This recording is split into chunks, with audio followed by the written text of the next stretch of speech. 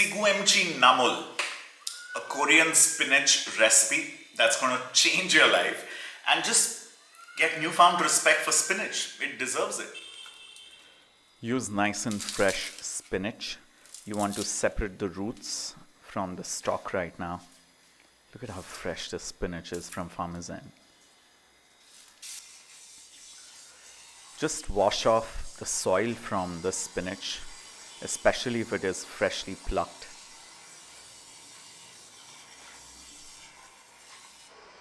You want to heat up a bunch of water because we are blanching this spinach, we are not cooking it. Just dunk it all in and let it stay in there for 45 seconds to a minute. Not more than that. We want it al dente.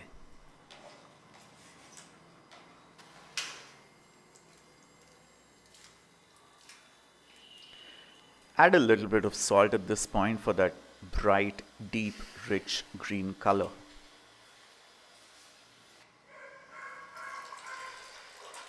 Maximum 1 minute in hot boiling water. Then take it out and you immediately want to run it under cool water to stop the process of the spinach cooking.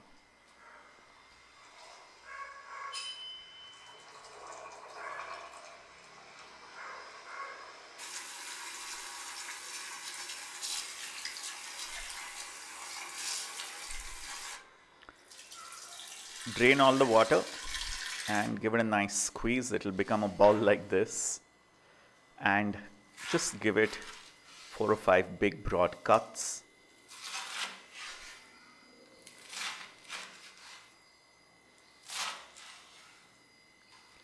Now let's assemble the dish. Peel some garlic and chop it up coarsely or pound it with the back of your knife.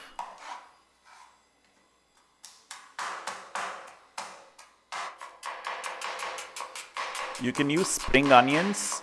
In the absence of that, use regular onions and chop that up. Put it all together in the spinach bowl. You should roast a few sesame seeds, about 15-20 grams of it.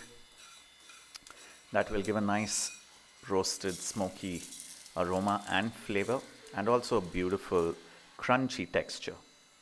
Add a couple of teaspoons of sesame seed oil.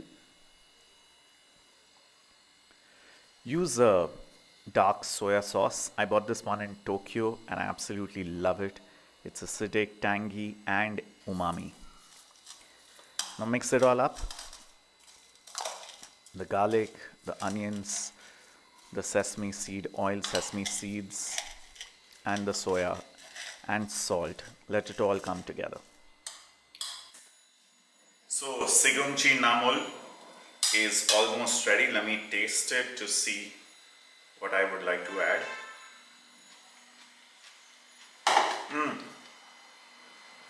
Oh wow, the till seeds, everything, it's fantastic, but it's quite subtle right now. So I've run out of my Japanese soya, unfortunately. So I'm going to add some of the basic local, just a little bit, Ching's dark soy sauce. I would like to buy some gourmet one, but till such time that happens, I'm just going to use a little bit of this. The soya is what really gives it that umami, tangy taste. And I'm going to add just a little bit more, even though the soya has salt, a little bit more of my pink Himalayan salt.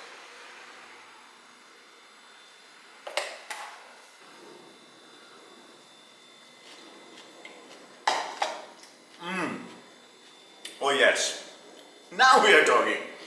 So there you have it. There you have it. Super simple spinach Korean recipe. I like the fact that in Asian food, greens are not just all pureed and they become invisible. They're celebrated. Also, looks gorgeous, doesn't it? Love the color. So this can become a side dish, or this can become your main course in case you want to have a nice veg, light, healthy meal, which is what it's going to be for me. Thanks so much for watching. Let me know if you tried in the comments, and if you are on Instagram, then try this and tag me. I'd love to check out you making this. Cheers.